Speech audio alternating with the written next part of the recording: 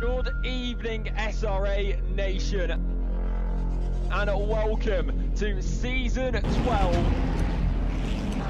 Today is going to be a new challenge, aside from being Sanford. We're racing on the surface of the sun, apparently. Heading down towards the main start line. Maximizing that track just behind. That's exactly what we were talking about. That one corner. So critical to your lap time. You have to send it. This is the apex curving there by a little bit. Everybody's now bunched up, and you do not want that. We wide now at the end of Sector 1 in the spot you really don't want to, but the fight's not over. Still there on the inside, and the McLaren's still not going to give the place up. And we're off and away for SRA. Welcome once again, motorsports fans. It's Wednesday night here at the Sim Racing Alliance. We're ready with round 2. It's Watkins Glen on the calendar for tonight. I'm Andrew Reif, joined by Arjun Lakshmi, Narasimhan, and Connor Farrell. Welcome to the booth, guys. It was an interesting week last week, so I hear. I was not there to witness it, but tell me all about it. Oh yeah, last week was crazy with like the battle to the end, all the incidents that we saw mid-race at the start, and it's not like Watkins Glen is a really boring track either. Like, you're gonna see so much more action, you're gonna see so much more carnage, and if anything from yesterday is to tell, we're gonna see a lot of action as well, with lots of overtakes and lots of passes, especially down the main straight. The back straight. It was a very exciting race. We had a lot of good fights, right down to the wire. 𝐓𝐡𝐫𝐿 came in with the win, with Ericsson and Damiani finishing up the podium. It was a pretty interesting win from 𝐓𝐡𝐫𝐿 too. It was like it was very much thanks to his strategy that, frankly, I thought looked a little crazy at first, but he sure showed me. Well, I have it on so early. He pit like real early. I can't remember if it was actually strategy.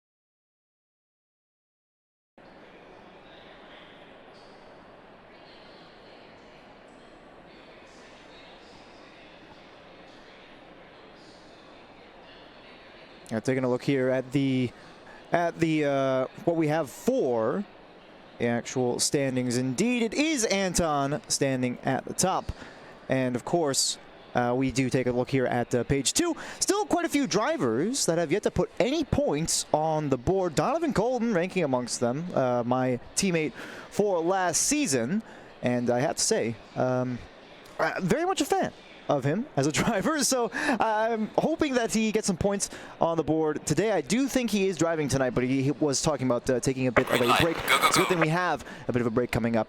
Another driver down there, Logan Schaefer, who's scored nothing so far. We'll take a quick look here at the team standings as we start to get a little bit underway here in terms of the actual free practice session. It seems that I have forgotten to actually put your guys' audio on the standing scene, which is why I'm trying to take it all for myself. But standing at the top is Champion Motorsports with Trees Nuts. It's Josh Damiani and Brian Anderson. I had my fair share of incidents with Josh Damiani last season. Quality driver, that's just what happens when you get two cars in close proximity so frequently. But that number 2 team, Anton 𝐓𝐿𝐶, your winner from last week, and George Blasini Rivera, very strong duo in their own right, and I don't believe Anton is going to be out in the field today, but it's going to be a solid lead for them, as we do look to be getting near the start of qualifying. In fact, actually, the server's been reset, so we've got a little bit more time than I initially thought. So let's bring it back to the intermission screen so you guys can actually talk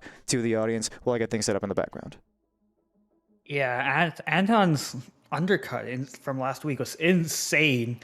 He was I don't think we expected him to be in contention for the win, but after we saw him put the laps down once he got to clean air, it was surprising for sure, but also it was kind of insane that the work he had to do to barrel down the laps and make sure he doesn't get caught in traffic, make every lap count, to the point that he went from, I think, was it fourth to basically the lead, just ahead of Ericsson, and even despite pitting 15 minutes earlier than Ericsson, he managed his tires super well. He held the pressure really well, and he deserved the win.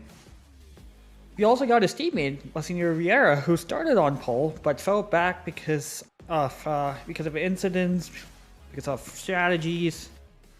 I hope to see him back in the front for this race again, and hopefully he stays there. And as you know, he's obviously a conglomerate teammate. Obviously there's a bias there, but he's just a generally nice guy.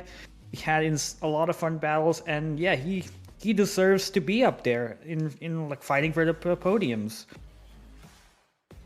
It looks like we're ready about to get underway with qualifying, so we'll go ahead and change on over to the race scene presently. Actually, we're going to actually size that correctly, so bear with me.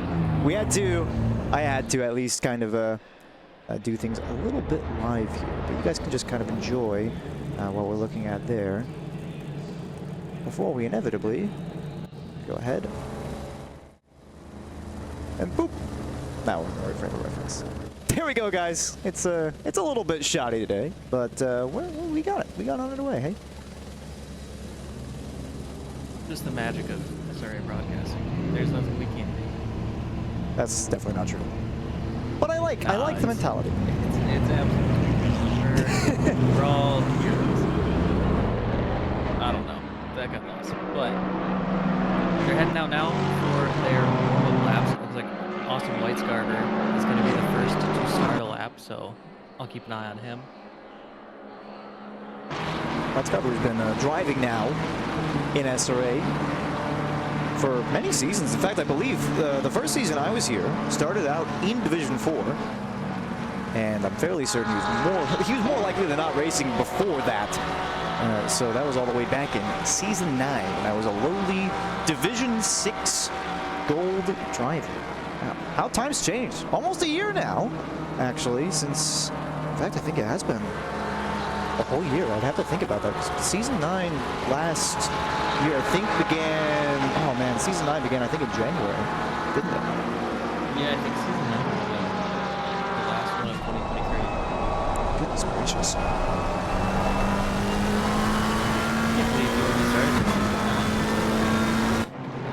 I started in Season 9, and it was last year. It was, I think, October or something when it started.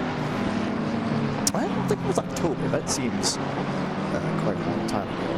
However, I remember it being between the Suzuka Enduro and the Mount Panorama Enduro in December. the famous Mount Panorama. The famous Mount Panorama. That was a great race. One of the races of all time. It was a race for sure. We're on board with 𝐂𝐸𝐺 for the first one. Indeed, yes. I'm very much a fan of the Mount Panorama Enduro. I mean, one way or the other, yeah, it's been about a year now for 𝐼𝐺 and myself. Yeah. SRA. Except I haven't been racing for a long time. I showed up with the controller here and then, but I hope to be back for next season. But hopefully, I want to drive this car. As you see here, 𝐻𝐺 in the Lexus. I love the Lexus in real life, and I saw it in COTA. It is a great sounding car. I wish it did well. It does really well in ACC, and I have to agree with Diego for once.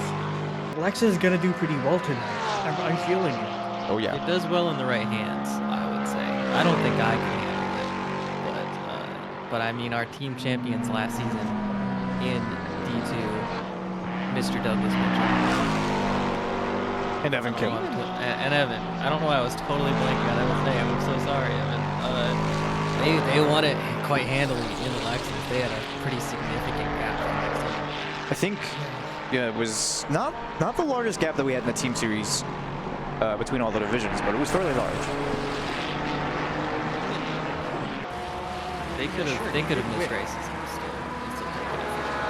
But they're not the only ones who bring the Lexus to the forefront. We even had over in D3, it was Donovan Colton was Donovan driving Colton. Lexus a couple seasons ago. Yeah, and he was in the championship fight on this track until he got caught in an incident with a slow car. Oh, wow. Jeez.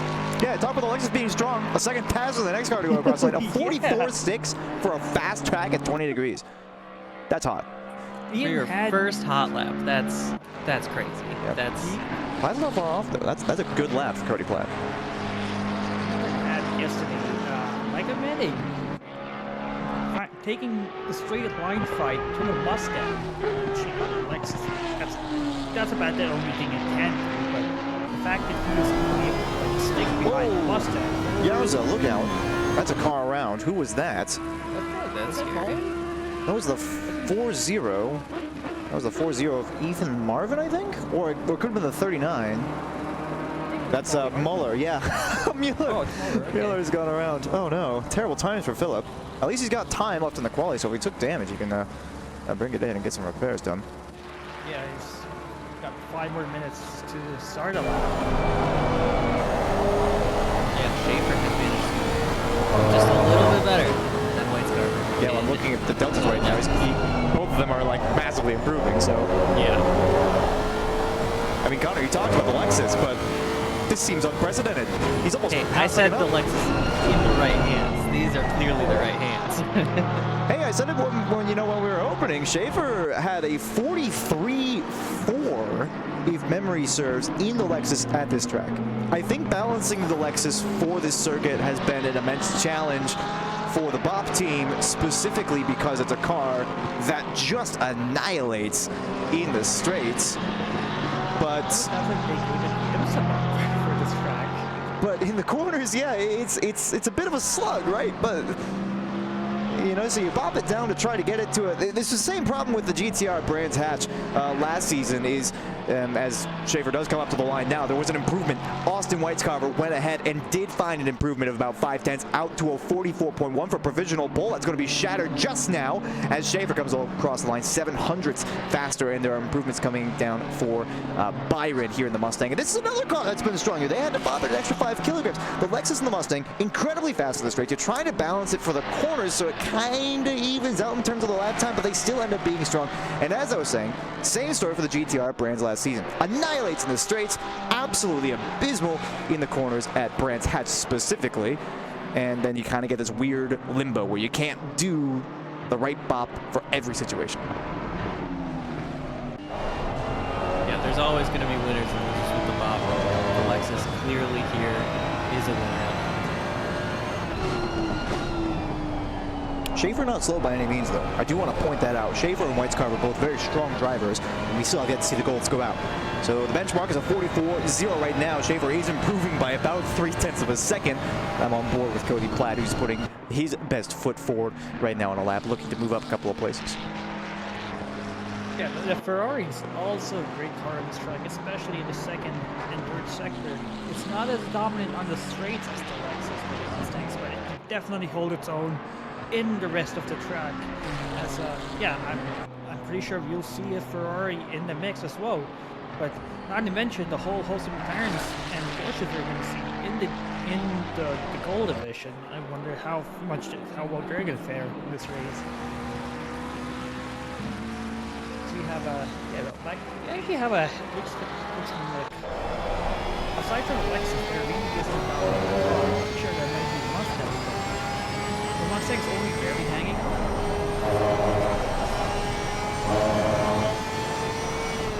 Third place is pretty. I don't know if I'm describing third place is barely hanging on. I mean, like how close the laps are, every place is close. I'd say. There's only 300ths ahead of the Ferrari.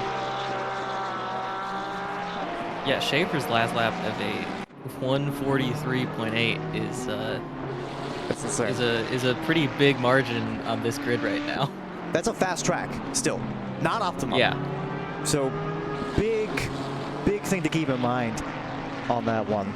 Because when I hopped on the practice server back in season 11 when we ran this for the final round of the team series. As Mueller comes up to the line here, they're going to get one more lap to go around. So they'll need some improvements. But so for the last round of season 11. Interestingly, Schaefer went in for fresh tires and is coming back out, and he's going to try and make it around again in order to do another fast lap. I don't know if he has time. He might just sneak across the line. I think it's a minute 40 odd lap. He's gonna have to take a flyer on the outlap, but big improvement there. Austin White's cover can't quite oust Schaefer though, just missing out by 200s. He got one more lap to try to put it together actually, and even through turn 1 he's up about a 10th, shaving a little bit on the exit. But some improvements here for John Latz. Other drivers kind of been around the scene. But anyway, back to the point I was making. Don't let me get lost like that again, guys. Come on. Speaking of John Latz, he was the fastest silver driver from last race, so it's his race too. Don't put him out of it. He's closing in, probably.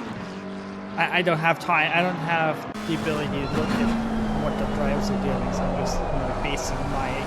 Wait, hang on. Latz is actually improving a fair bit. He's up 3/10 on a 44.05. The track has just moved over to optimum, so perhaps getting a little bit of that in the final sector. Slightly dropping here through turns 10 and 11, but it seems like he's going to have it for pole position. He's going to have it, absolutely. And there he goes. And there he goes. 143.7. Was that? I mean, I guess your mind wandered onto the right driver at that point there. I don't think Logan Schaefer is gonna start another lap. He's only at the heel now as the clock goes to 10 minutes mark. Just had to stop right before the line. Oh no, tragedy. That's tragic. If he had just 2 more seconds, he would have been able to do another lap. There's no major improvements coming down the table. Anyway, the point I was going to make as we're following Byron around the track, who's up 3/10 on a 144.1, 4/10 now. Qualifying time for me, end of season 11 in the Mustang. Track was a little bit warmer than it is right now. 1 minute 44.0 with maybe a 10th or 2 in it. So for Logan Schaefer to be doing, and for John Latz to be doing a 43.8 and a 43.7 respectively on these conditions, on the fast conditions, is mightily impressive to me. Yes, it is. I am kind of astonished because, 43, so you'd expect D1 to do those times, but even seeing D2 silver up in there. And also, we see Jess Spangler in the chat shouting bread. I wonder if one of his drivers is his fantasy drivers is up there right now. It's like Byron.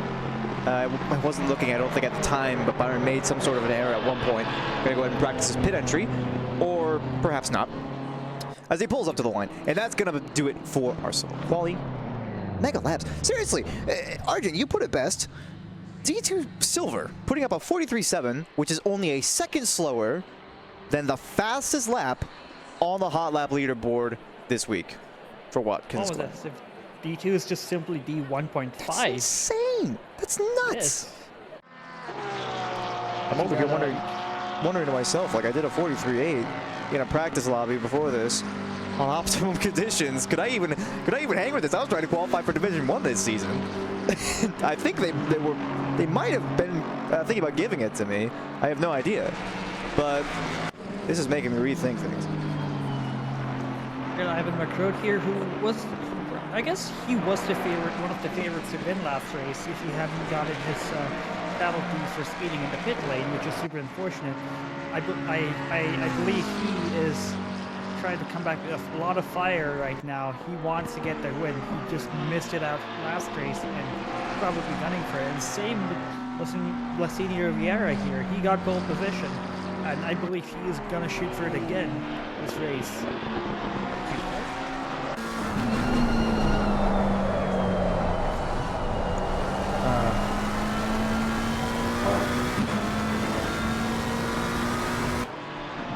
This is his second, I think, consecutive season. Okay, how do I sound now? I just turned my mic up. Yeah, a little bit better. Did you just get that? Did it just ping you to turn up your mic?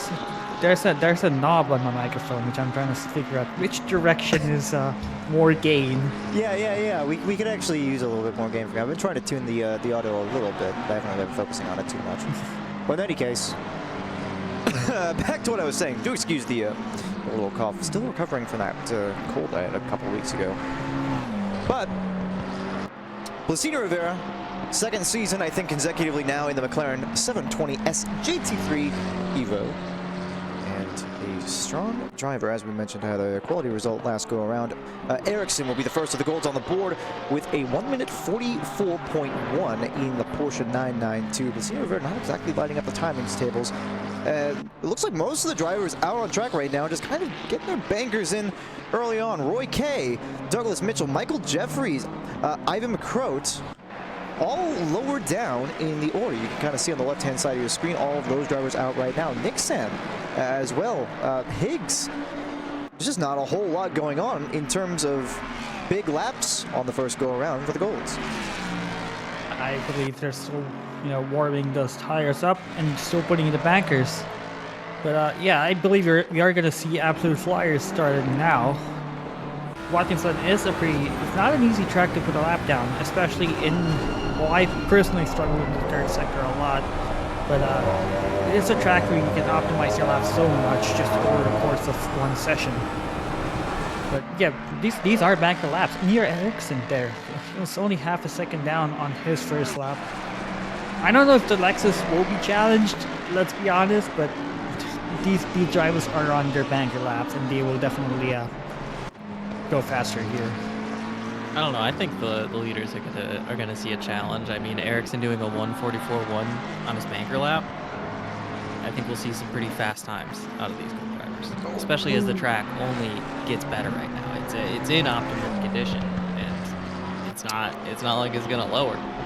Well, Rivera is going to have a lot of time to save on the next lap. He was up almost 9/10, maybe even a second on his lap time until he dipped those right-hand tires into the grass out of the boot, and will only go up to a 1:44.3, but he's got a lot of time in it, so keep an eye on him, and there's a lot of big improvements, predictably, coming down the table further down the field. Nick Sands looking at a 44 low with his lap, trying to get T-last just about right, losing some time there. I think carried a little bit too much speed with understeer at the apex, and will not find the exact lap time he's looking for.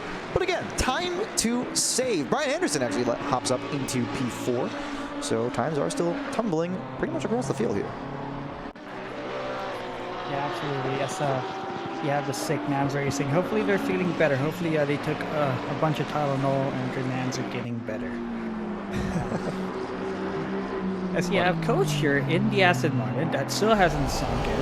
I already associate with the Beamer.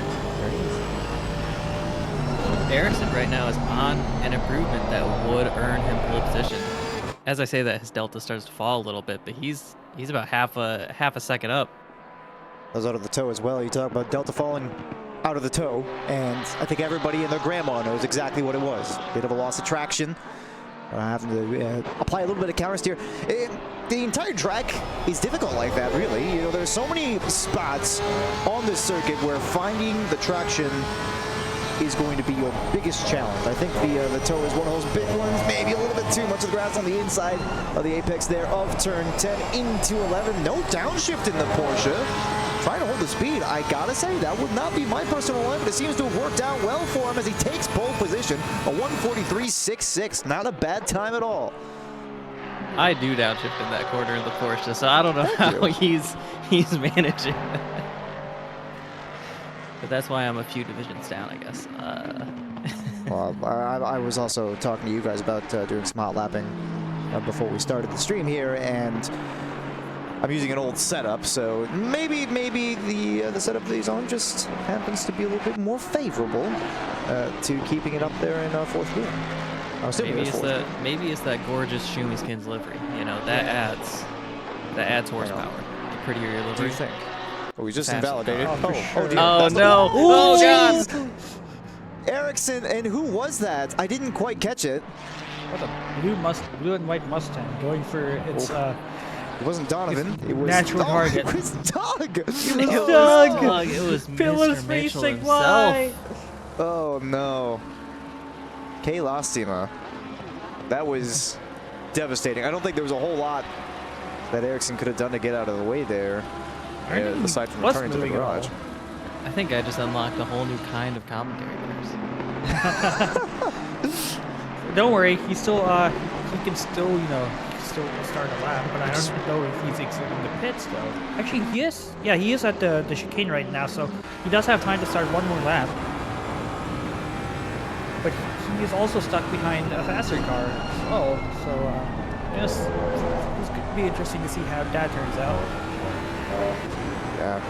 I just wanted to go look at the livery for Ericsson. I noticed his lap delta was climbing as if stopped, and low, there he was.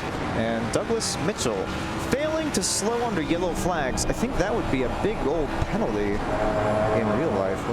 Oh, absolutely. I think that's going to be a fine. That's going to be, yeah, I think that's going to be, oh, that's a lot of time lost. 𝐂𝐸 had about 3/10 in hand, lost some time at the apex of T last, and will advance quite nicely into a 143.8, but pole position could have been on the cards there for Nico. Donovan Golden on a quality improvement here, or at least he was until I swapped my camera over and he lost a 10th there out of the boot in towards the last couple of turns, and he's looking solid in terms of lap time and lost more time in turn 10. I'm stopped. All right, stream's over, guys. All right, hang on. No, we're and then let's commentators curse everyone. it's over. Here. It's over.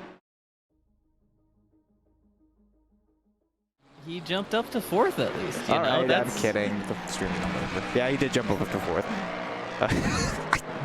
I did change it to the stream ending soon screen briefly. You guys thought I wasn't kidding. Should have changed it to our new schedule screen. Oh, who's dear. off there? Is that Coach? It's the number 5. The number 5 of that was Michael Jeffries. What is Indeed it Yes, was. Coach. Triple Oh, stint. Theo Eriksson returns to garage after he spins in the S's. Or Right. I don't know if he spins or he just parks it after messing up T1. But yeah, we just saw him return to pits there. Well, Blasini Rivera is on an invalid lap right now, down in 23rd.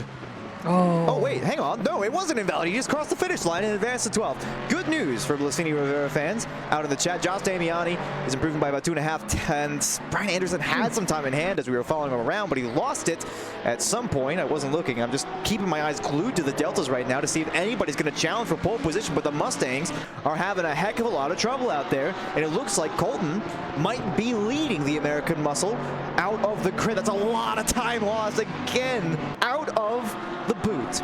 That is just such a terrible corner for drivers today. What a jump for Ian McCrow. He was in 35th a second ago and just jumped all the way up to 10th. Oh boy, not bad. This is a competitive qualifying though. And we're not seeing any major improvements down the field except for Luis Daniel Velez up 2.4 tenths.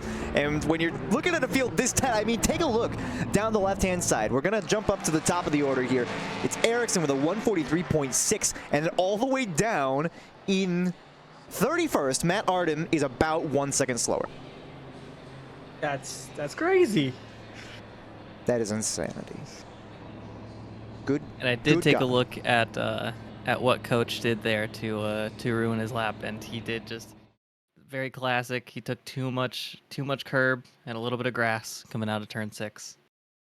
All right, we're going to take a moment to have a word from our sponsors as the drivers get ready on the grid, and we'll be right back with the race.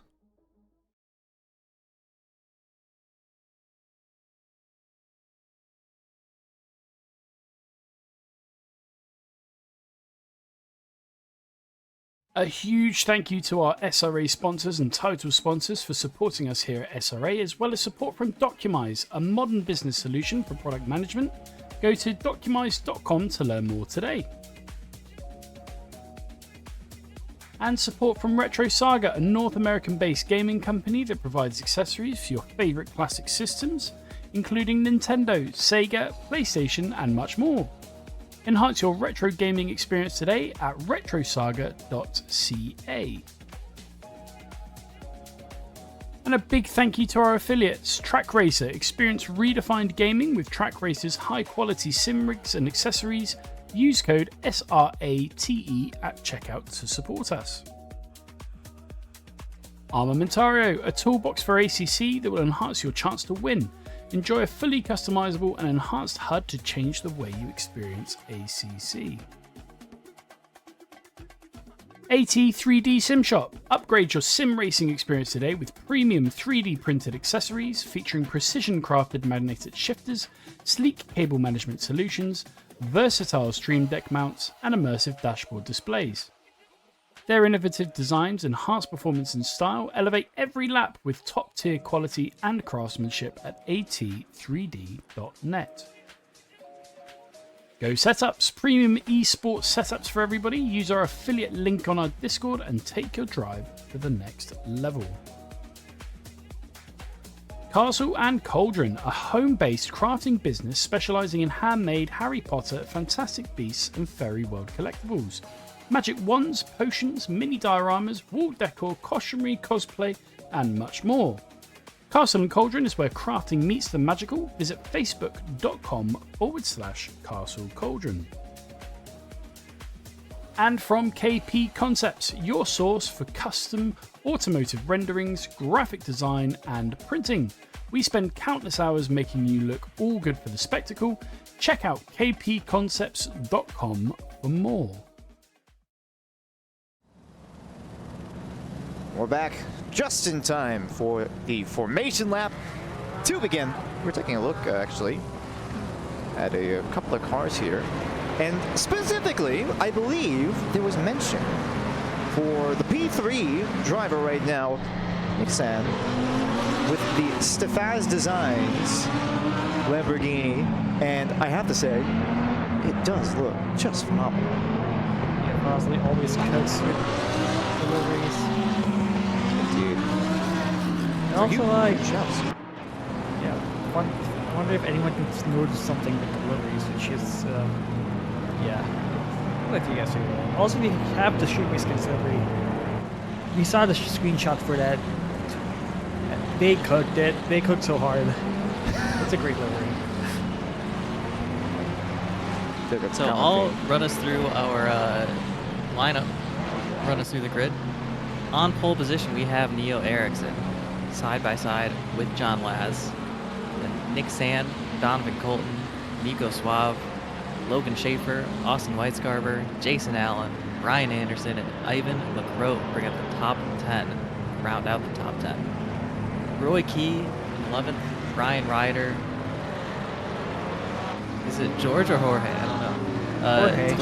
Jorge Blazini Rivera, Ian Byron, Luis Daniel Velez, Paula Hartman, Cody Platt, Josh Damiani, Matthew Higgs, Jay Kraus is in 20th, so that's the next 10. 21st, we've got Kurt LeMay. All the way back in 22nd, we've got Douglas Mitchell, followed by Alex Krochik, Thomas Olhausen, Eric Boardman, Michael Schwartz, Michael Jeffries, Andre Velasquez, Max Diggs, and Matt Artem in 30th. In 31st, we've got Paul Kreska, 𝐲𝐸 Kevin Kovac, Ethan Marvin, Philippe Ennis Mueller, Adam Krolikowski, and Carter Schmebulik. I think he's new. That's a new name to me. To me as well. Bullock. Yep. You even got the carbon delivery. Must be you. I did update my my awesome sim racing for anybody who's out there gonna tell me that I am not doing my due diligence. Joke's on you. I am doing my due diligence. You should do your diligence and do the sorry? I don't know what we're talking Upload about. delivery. There we go. Who's in the pits, by the way? That's a great question. Matt Artem. Oh. 415 Audi. This is the sole Audi in this race, I believe, as well. You are correct. That is the only Audi on the grid. Strange times here at Watkins. I can't help but feel like this is going to be a long race. It is 60 minutes after. Yeah, but you know what I mean. Come on. Oh, yeah. Come on. Oh, for sure.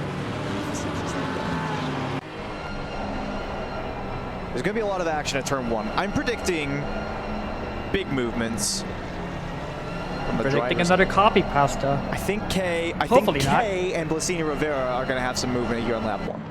They're going to try to use that Macca downforce diff to make something happen. Jason Allen may or may not get away from it unscathed. I feel like everyone behind Ericsson, you know, the Porsche straight line speed, literally everyone's going to try to set it up as inside going into the bus stop.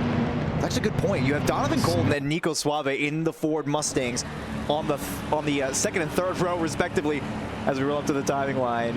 That's got to be pretty scary for Ericsson. Not gonna lie. I was afraid. It's green light. Ericsson is not getting the greatest getaway here. John Latz is up on the outside. 𝐷𝐼𝐴𝐺𝐻𝐿Ton and 𝐂𝐸 going side by side just behind. The Lamborghini's going to hold on to that inside line and force 𝐷𝐼𝐴𝐺𝐻𝐿Ton a little bit wide. John Latz is not quite going to get the run that he wanted. Logan Schaefer in the Lexus up against the American muscle here in front.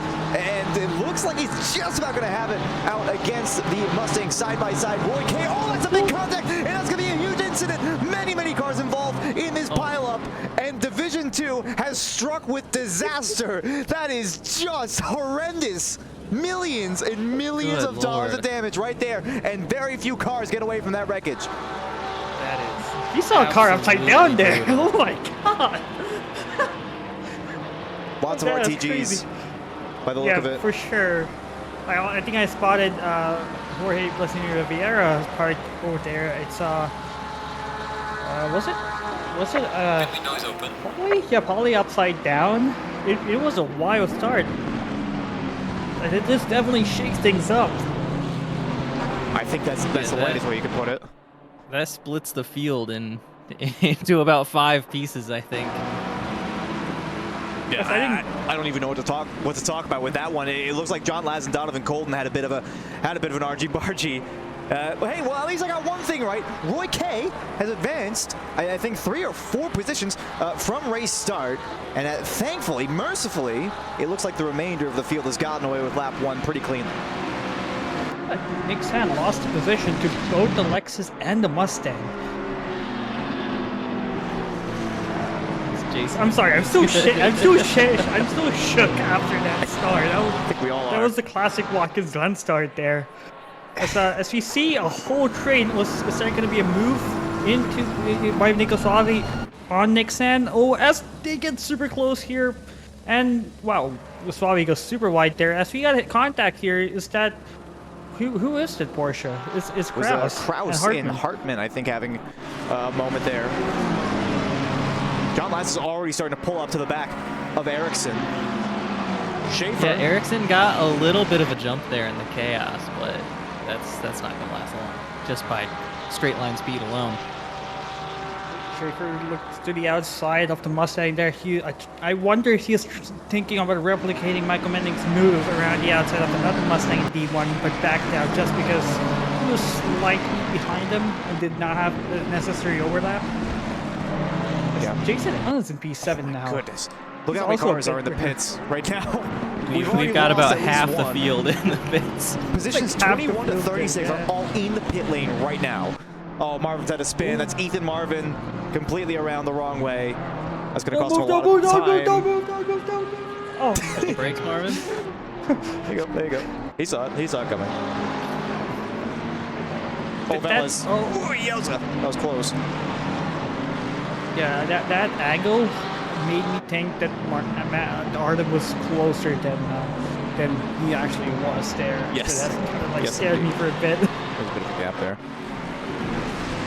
Ivan McCrone's going to get fairly impatient with the Ferrari in front here.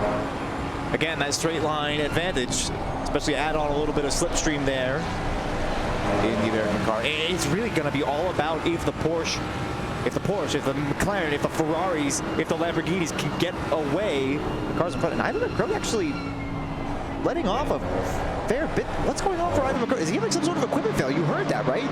The engine was letting off quite a bit. Ericsson's gap has also shrunk immensely here. John Latz might even have a run towards the bus stop. Chicane, the 992, striving for the defensive line, squeezing him out towards the grass, but the overspeed is there. John Latz has completely cleared the leader by the time they reach the braking zone. Nice overtake. The Porsche not so strong in race trim here. Porsche fans are rolling on their beds right now, crying about the straight line speed deficit that we just noticed there. As Donovan Colton also tries to follow John Latz through the chicane. Now he's trying to follow him through the ankle, as I like to call it. But yeah, we are, and Schaefer's also right behind Colton. He did nearly make a move for SF, and he is keeping an eye on the battle in front as Weisgarber actually falling way behind. Wonder what happened to him. Krochik got past. Velas is looking at a potential move here, and that is not very much space between 3 cars. Thinking about it up the inside, but opts out of it. 𝐓𝐴 though, oh my goodness, 𝐓𝐴 even trying it at turn, I believe that was turn 9. Getting them a little bit mixed up in my head, but the leaders are still reasonably close together. Jason Allen is falling off the back of this train. Partially, I feel like, because he's got a Mustang in front. That's 𝐂𝐴 who's starting to pull away. And I want to see if I can get a little bit of a feel for what exactly is going on in terms of the power difference here. So you see, that's 𝐂𝐴 ahead. Right now, the gap, 1.2 seconds. I want to try to track this through the first couple of turns here, and it looks like 𝐂𝐴 might have even missed the apex there a little bit at turn 1. 1.2 seconds on the exit, so I'm going to keep an eye on that gap as they go down through the S's right here. Because I do seem to remember a couple of seasons ago it was just no contest. And speaking of, 𝐷𝐼𝐴 off the outside of the former race leader, and Ericsson is going to go down another position and is still on the podium, but it doesn't seem like it's going to last for long if it keeps going like this. 𝐓𝐴 is hounding up just behind. And Jason actually didn't lose as much time as I thought, but we're on board with the Lexus here of Logan 𝐓𝐴. That power differential is going to come in hugely for the P4 car right about now, but he just can't find a way past Ericsson. I can't help but feel like it's not going to last for long, though. That Porsche, he's just getting eaten alive. Yeah, absolutely. And driving this, being forced to drive this defensively so early is just absolutely brutal. 𝐻𝐵𝐺𝐼𝐺 and Velez, I think, came together on that one. I would take it back. My race control is not very fun with that. But Connor, as you were saying. Yeah, I mean, he has to drive really defensively if he wants to keep these spots at all, but that's only going to let the cars ahead just run away with it and take away his chance of getting that spot back even more. So now, I think that I'm not going to qualify that as like a big accident, but it's definitely a medium size there. Ooh, 𝐓𝐴, a little bit of a bumble touching the wall there on the outside of the last one. We got chat asking where 𝐷𝐼𝐺 is. I think he's at the local hospital now. I did not see him on the list.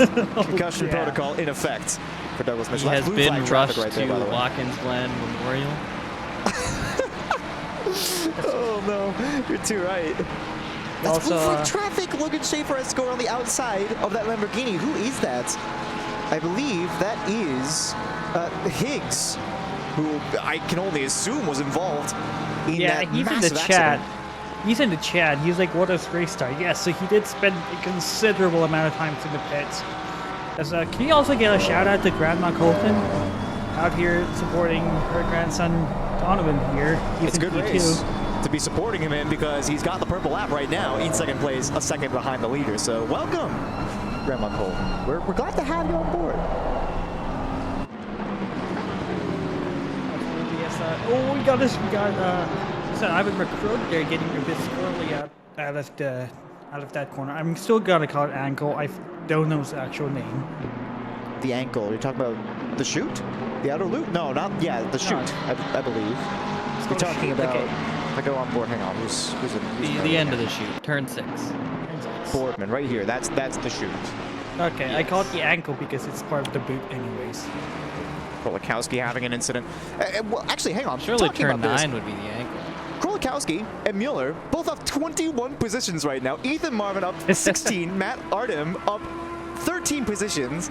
I think that pit lane start might have been a wise idea after all. And Ericsson actually getting a decent run here on Donovan Colton in towards turn 1. The gap came down, but even with the slipstream, there's just not enough power. German Engineering fails on this go-around. Paula Hartman actually getting around a Mustang in a very strange turn of events as Krojcik losing out position in towards the braking zone of turn 1. Might think about it on the outside, but goes for the exit game instead.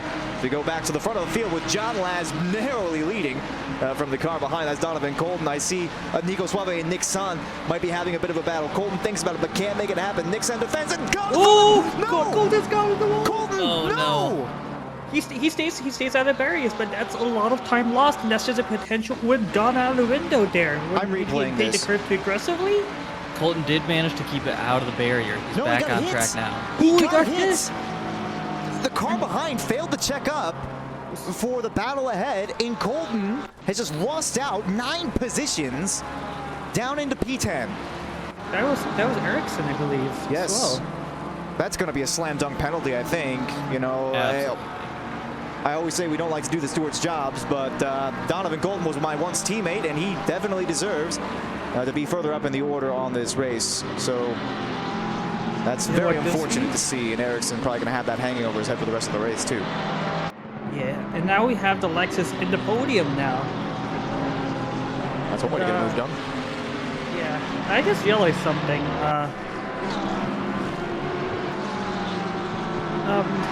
Never mind, I'll not do it.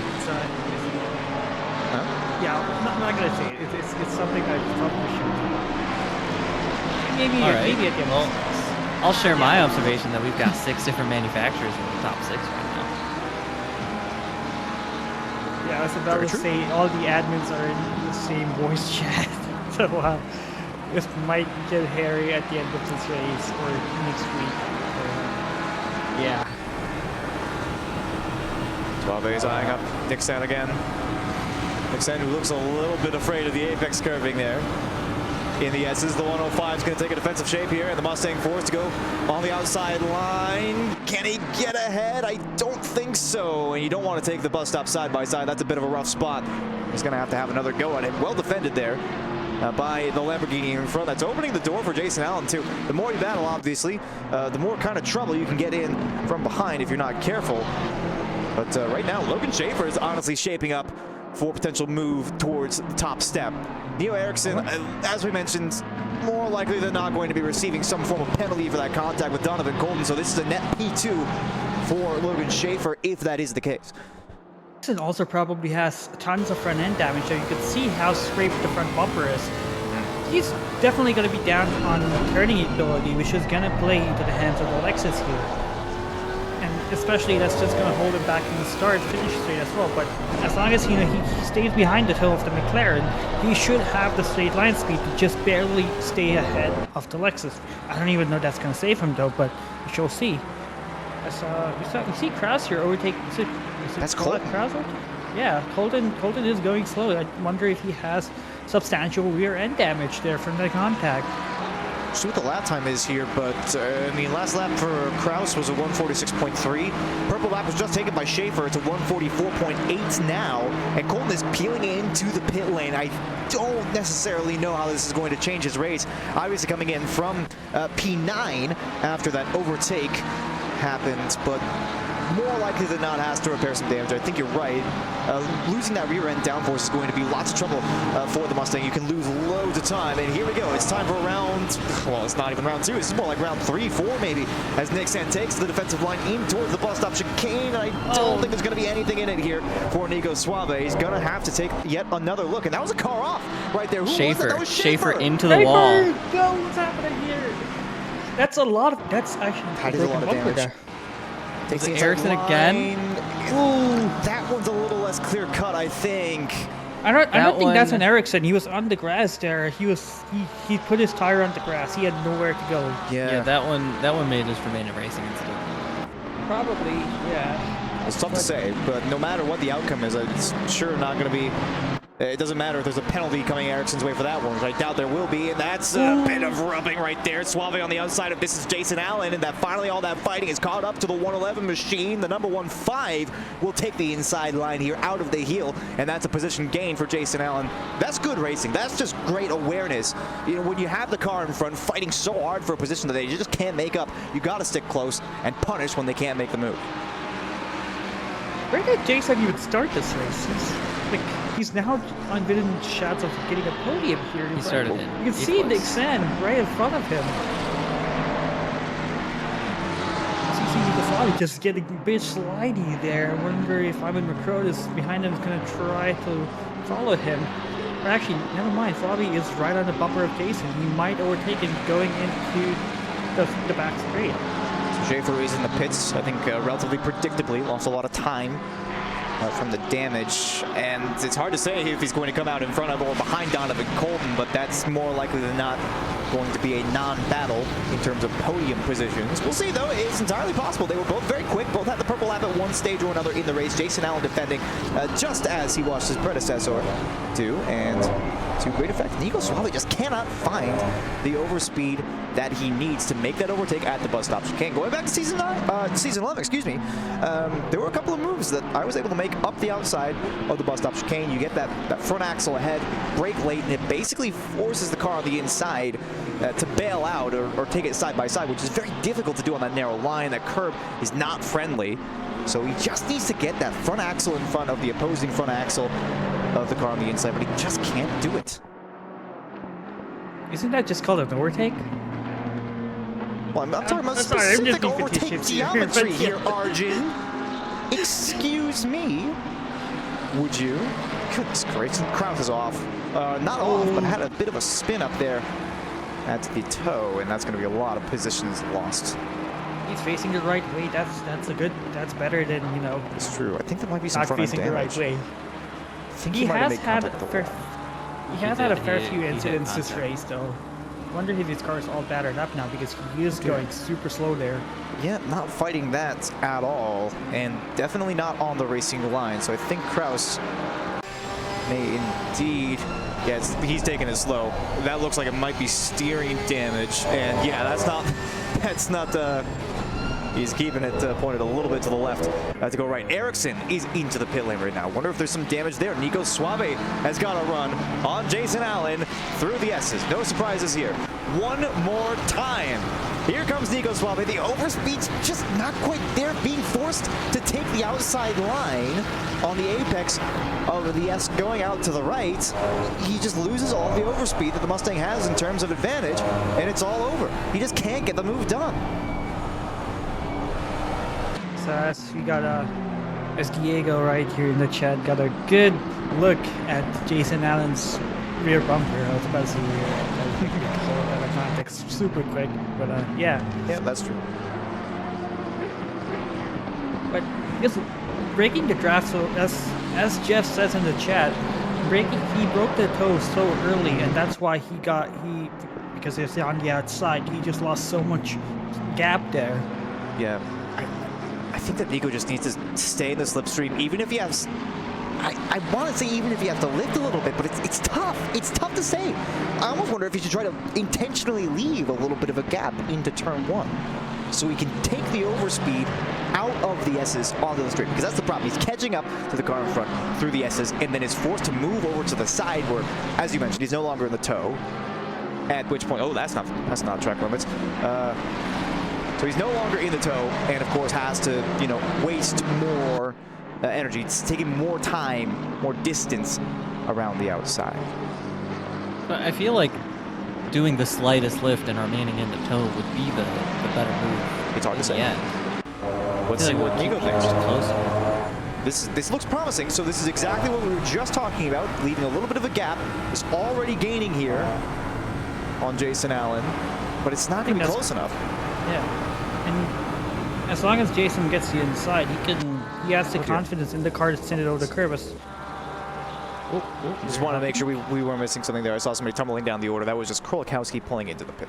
So no worries. I see Matt Higgs in the pit lane. Has he just parked it there? He just called it. He was one of the folks who got caught in the start of the race. Yeah, he's on lap 6, so I would say so. Excuse me. Bless you. This is just I mentioned I thought it was going to be a long race. I think my prediction is coming a little bit true here, partially because this is the closest gap that we have by a fair margin. Ivan McCrone is close up behind this. We also have Brian Ryder chasing down Roy K. That gap has been stagnating around half a second, and Mueller behind Krocek. But other than that, there is really very little movement happening throughout the field. Most of the other gaps are higher than 3 seconds. Notable exception is Jason Allen in P3, only 1.5 seconds behind the next driver up on the podium. John 𝐓𝐺, though, if we're talking about drivers who've been having a good race, John 𝐓𝐺 has had basically everything go his way. He's not the fastest car on circuit. In fact, by a couple of tenths on his fastest lap, he's slower than the current purple lap, which Logan Schaefer just set at a 44.6, so 3 tenths now. But John 𝐓𝐺 made an overtake for first place. It was a quality move, and then everything else just went his way. He's having a great race. 4 seconds to the car behind. No worries of Donovan Colton or Schaefer catching up in any reality, other than the reality where Logan Schaefer just puts in a bunch of burning hot laps. But Yeah, I mean, all he really had to do was pass a Porsche. And it's just kind of benefited off that. 𝐓𝐴 super wide as Mueller is on his bumper. I wonder if he's going to have top end to actually overtake the Mustang. He's slows again and he just feels a bit off. But Assetto, he has Very the defensive line there from 𝐂𝐤𝐥𝐿. And he's going to try sending around the outside. Oh, he backs off a lot. Oh, wow. I think that was the right choice. I honestly lost so think much time there. Yes, but I still think he realized it's like I'm going to have to make this too wide with where I braked, or I can bail out of it and lose a little bit of time. I think that was the correct choice. Absolutely. You're running in 10th? Certainly not a bad result by any means. And yeah. Although... Not the kind of result you need to risk, you know, your staying on track. Yeah. Although, and especially given that you probably got it to 10th because half the field is died, you probably do want to play it a bit safer than normal. If that's how did you qualify in 35th place and is now at 10th. Yes. I think making a note of the blue flag traffic, I think, is causing the gaps to be what they are. 𝐂𝐸𝐴 has just pulled into the pit lane. Fulfill his mandatory stop. We'll talk about how that story is playing out in just a second. It looks like Ericsson is leading the group of cars that have taken their way to the pits. But I think the blue flag traffic is starting to dilute the field a little bit. The gaps, as I mentioned, are very, very high, and I believe that it's kind of a two-way thing, right? You know, the blue flag's having to slow down for faster traffic in order to get out of the way. It's causing their gaps to the car in front to expand. And similarly, you have 𝐕𝐴 who's trying to catch up to Jason Allen in front, but between them, you'll notice, is, I believe, that's Kraus in the Porsche, and indeed it is. So you're getting this weird kind of limbo for every car that's out on circuit right now.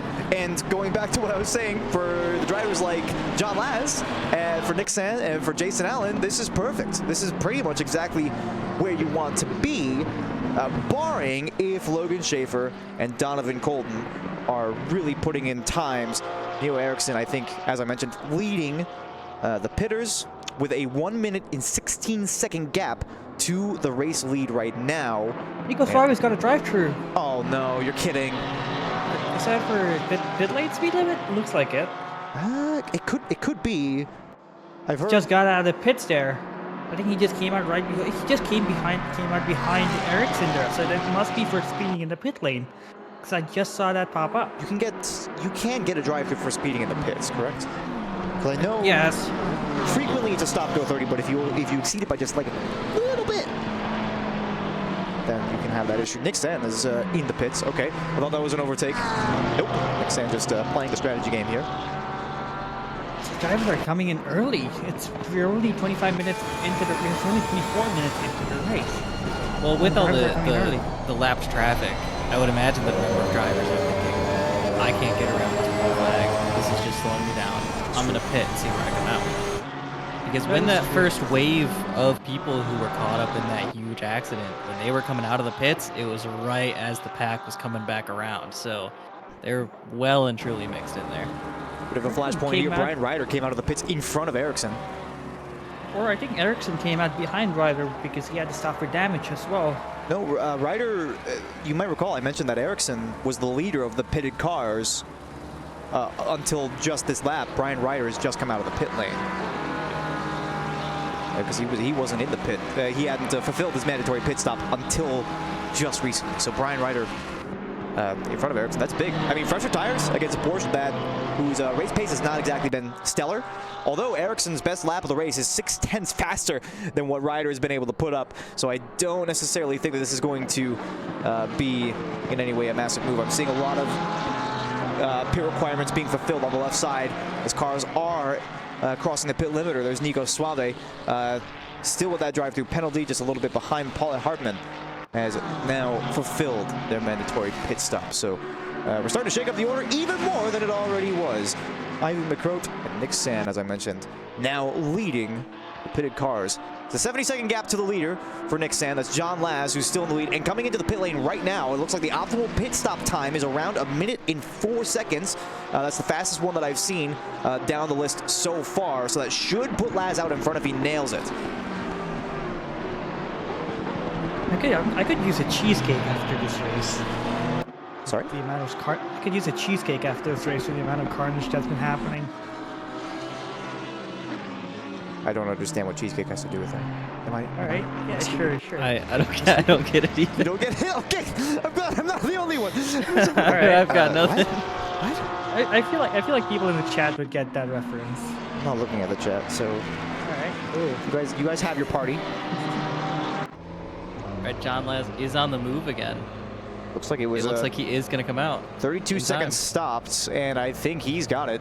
That looks fairly confident there. 𝐷𝐷𝐻𝐬's not even around at the final corner here. The gap is 10 seconds to the car in front, although those are cars that are stationary in the pit lane right about now. And that's the pit limiter for John Laz. 𝐷𝐷𝐻𝐬 well behind here, and that will be the net race lead for John Laz. Everything is just going his way this time around. Honestly, that pit stop could not have been better timed. I think this is the big flashpoint, though. It's actually, strangely, so 𝐷𝐷𝐻𝐬 is actually, I think, further behind Jason Allen after the pit cycle than when he went in with the undercut. Has Nick just lost time? Did he miss his pit boxes? He was a 2-second pit delta difference. Jason Allen was minute 5, 𝐷𝐷𝐻𝐬 was a minute 7. So the undercut did work, just that he lost that time in the pit lane itself. Oh yeah, Watkins Glen is a high degradation track, so it makes sense. As Neil Erickson got best rider there, and Ryder is trying to put the pressure on him to get past. Shows how important it is to practice your pit stops. Not only your pit entry, but make sure you know exactly how to get into the box right on your markers too. Well, that's the thing about it. You know, you can make up if you are 0.3 faster than the car in front of you per lap in race trim. That's going to take you, what, 6 laps is 1.8 seconds, so it'll take you 7 laps to make up 2 seconds. If you lose that 2 seconds in the pits, that's 7 laps of progress that you just lost. This is not that long of a race. 7 laps is a significant portion of the race distance. So think about it. I can't do the math. Well, we're almost to halfway through the race. 7 laps is about half of the race so far. Okay. Yeah, So I don't it's know about what a quarter lap. of the race. Yeah. Okay, never mind. I see Matt Arden with 15 laps on the board. Sorry, it's been a long work day. It's been a long, race day too. I mean, oh my goodness. I wish we could go back to the race start and look at just what happened. Because I'd imagine they'll spend some time in the driver debrief. It has been clipped. Yeah.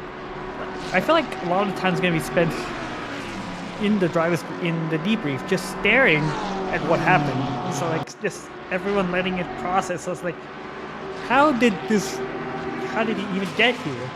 Kind of situation. I hate to speculate, but I do feel like I saw a Mustang come across the nose of another car for one reason or another. It's impossible to say. That's just my memory from 30 minutes ago. I think it was the blue Mustang who I believe is Colton's teammate. I don't remember who it was. I'm gonna look it up right now. Well, whoever it was, if they were at fault, if the stewards find them at fault, let's just say they can probably expect a sizable punishment of some variety for implicating, I think, at least a third of the field in one wreck on lap 1. Oh, yeah, But absolutely. I cannot say with any certainty whether or not there was a car at fault specifically for that incident. And like I said, I'm not a steward. This is the closest gap that we got right now. Half a second from Krolakowski to LeMay in front, who himself is only about a second behind Brian Anderson. That's for P16. Donovan Golden and Logan Schaefer are indeed running a little bit down in the order. Lower down, surely, than I would personally like. Given the pace that they have, Logan Schaefer has improved the purple lap to a 44.617. He's a fast driver. He could be in the lead of this race if not for the circumstances that have befallen him so far today. That one, though, is less contentious than our dear Donovan Colton on screen now. The 272 machine representing OBDA running down in P10. A 44.9 is his best lap, which is not outdoing anybody in the top 3, but let's be quite honest with ourselves. He's probably not feeling too hot about his race so far. That could be the same for. That could be said. The same could be said for Logan as well. He has. We know the Lexus is fast here. We have seen it in other divs. He has seen it in other seasons. But this is their race to lose. It does not feel great in the Porsche of Neo Ericsson either, knowing that there's a very likely penalty hanging over his head, but he has to fight anyway. Ericsson right now with a gap of 1.3 seconds behind, and then 4.2 seconds to the next car back. Or excuse me, that's a 4.2 seconds on top of the 1.3 to rider behind. So about 6. So right now, if Ericsson takes one 5-second penalty, he would drop down into 6th position. But even so, even with the penalty, even without the penalty, he's down 4 positions, as you mentioned, from pole position. Was just destroyed in terms of pace by many of the cars around him. But his total pace has actually been quite solid. You know, lapping reasonably consistently, excuse me, with a 44.7 on the last lap. He's going to cross the line and give us another update just here. It's a 44.8, 8 low at that. So his best lap of 144.7 so far in the race, which is reasonably quick for the times I'm looking down the table right now. 𝐵𝐵Lez has actually taken the fastest lap now, a 144.5. As the fuel burns off, I don't really find that to be particularly surprising, but this might provide us with a little bit of motion further down the field, as 𝐂𝐫𝐽's best lap is only at 45.5, so about a 1 second pace difference between these two cars on the last lap. Yeah, we've got 2 battles now that are about the same distance apart. 𝐵𝐵Lez 2/10 behind 𝐂𝐫𝐽, and 𝐕𝐸 all the way up in 4th, 4/10 behind 𝐂𝐸𝐽. But that's pretty much it. Oh, and Josh Damiani behind Velasquez as well is about 2/10 as well. My memory serves, actually, the last time 𝐵𝐵Lez raced on this track in SRA, he had an unfortunate meeting with the barriers at the bus stop chicane after being contacted by a 𝗏𝗏 who tried to make I hesitate to use the word brave move. It was more I'm trying to find a nice way to say idiotic than anything. He's going to try, and I think up the inside there at least makes the 344 machine think, and 𝐵𝐵Lez will have that position. That's the confidence you expect. That was in Division 1 Silver, that incident I just described with 𝐵𝐵Lez, so I'm not at all surprised to see him get past here. Still only in 18th place. Did pick up the purple lap of a 44.44 on the last tour, I might add. Oh, I did not even notice that he had the fastest lap here. 2 fastest laps in a row at that. So it was the 44.5 that he ran on the tour before last, and then on the last lap, a 44.4. So he is flying right now. Fortunately, 18th place is not exactly favorable.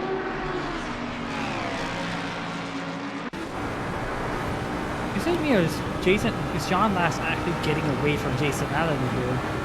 Yes. Next question. Are we going to have a solo driver potentially win this race? Lance is not slow. Let me make one thing quite clear. He definitely isn't. I think he finished P10 in Suzuka last week. He's definitely not slow, and he has shown that he has to pace this race, and his lead is purely on merit. He overtook Ericsson for the lead. He did not let the incidents gift him P1 there. He earned it by overtaking us. Martin gets wide, and he clips the barrier as he just bounces over the curb. Not a good race for him. So not a good season for him. I think he even got caught up in some incidents, no fault of his own, in Suzuka as well. Those is already close up to the back here of 𝐵𝐴. This man is on the charge. But yeah, Ethan Marvin, that actually was not 4 position. So Cody Platt provisionally is still behind Marvin because Cody Platt is not taking his mandatory pit stop. which does make me wonder what exactly is going on there. I wonder if maybe he pulled into the pit lane and failed to change tires, but if you're not changing your tires, you're definitely not refueling, because refueling is not allowed. That's a very defensive shape there from 𝐂𝐫𝐤, but Velez will easily take that one away. In fact, I almost wonder if the Porsche has lifted off to let the 379 through, because that looked like no contest. Yeah, according to race control, Platt has spent 5 minutes in the pits. Oh dear. So I probably got caught up in the lap 1 action, more likely than not, and then RTG'd, but didn't clear the mandatory pit stop, obviously. Yeah, doing that without clearing the mandatory stop is brutal. I mean, 5 minutes you have to spend in the pit lane to get your car repaired is, I think, already going to be a race ender at that point. Absolutely. I think most of the drivers down there, even faced with the prospect, of battling the cars that are going to be further down the order with you, it's about a third of the field that was involved in that accident. So you know that you have at least a little bit of competition down there further down the field. But that's basically saying you can only go as far as 21st position-ish. And that's not exactly good news to any racing driver. With 𝐷𝐸 actually pulling a little bit away there from 𝐼𝐵 the gap is stagnating around 1.1 seconds now. There are no gaps on the field. I think for the first time in my entire time watching Sim Racing Alliance races, this is the first time that no gap has been within 1 second to any car. It was 1 second to between Ivan and Nick now. 1.3 on my end. 1.2 shows for me. Every single gap down the field, none of them. So race control, for those who don't know, shows in yellow when a gap is within 1 second. There are none in yellow right now. Yeah, this is a very spread out race. This is kind of the battle that we're watching, though, is the consistent lapping for 𝐷𝐸 and Jason Allen and 𝐼𝐵. I mean, you can see this gap right here. This is Allen with Sam and 𝐵 behind. So this is actually quite the potential battle for the podium positions, but it's not really culminating in anything right now. So we're just kind of keeping an eye on it, but there's not much doing. It seems like 𝐷𝐸 is slowly catching up to Jason Allen here. Like, super slightly, like 1/10 a lap, which, isn't enough, but the race for P2 still isn't over. I hate to break this to you, but both Diego and Jeff does not want Jason to get. Oh, never mind. Jacob 𝐀𝐫𝐤 here. He spun in the outer loop there.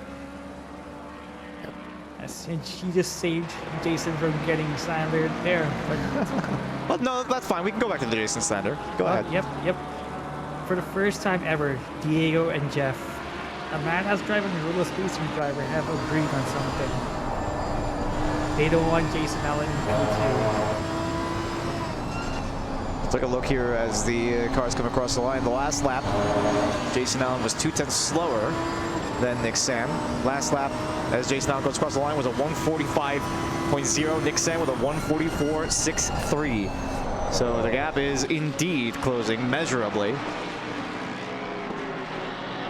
And if there is indeed a battle between 𝐷𝐸 and Jason Allen, 𝐼𝐵 is still in range, still related to this fight. 𝐂𝐫𝐤, I think that damage is starting to come back to him a little bit, because 𝐓𝐵 is right up on the back of that car where there was no previous opportunity for an overtaking maneuver, so this might still be some forward motion for the 111. Ooh, as he just peels off and let his teammate pass there. I suspect team orders in play here. I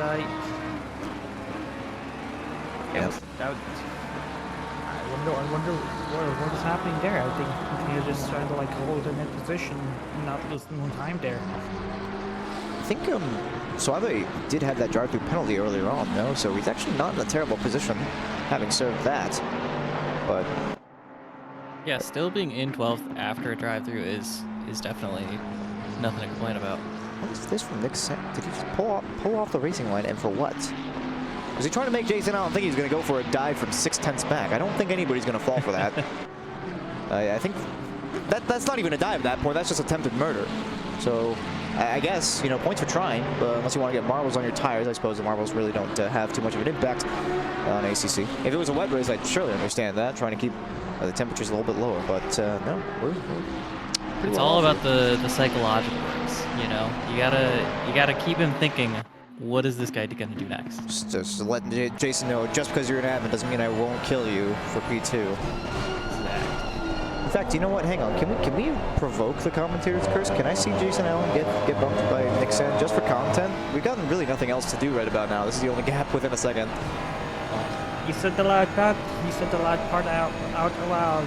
We need content. Look, you know, Jason, you've made a lot of sacrifice for SRA. I'm asking you to make one more. You're not in the lead anyway. I mean, know, it's not Jason, really what we're him the talking about here. flash. It's not that big of a deal. Jason, surely you understand that you know, the more exciting the race is, the better we do. Yeah, Nick has given him the flash there. I feel like General Shepard at, you know, at the end of Modern Warfare 2. I know you understand. Oh no. Nick Sand is closing this gap sizably though. I mean, if the pace delta is there, I don't think it is for an overtake, but that remains to be seen. Nick Sand, in fact, actually, hang on, let me take a look here. So Nick Sand is actually on older tires than Jason Allen by about a lap here. The difference of minute 45 on the stint timer. John Latz does continue out in front, by the way, 6.2 seconds away from Jason Allen. But this actually brings up a good point. Jason Allen, the gap from him to John Latz has been fairly consistent here. But Nick Sand is closing the gap. So one mistake from John Latz could see Nick Sand kind of think about the race win. I don't think it's going to happen, but, you know, we could use a little bit of storytelling. Although I would be just devastated for Latz because he has raced an amazing race.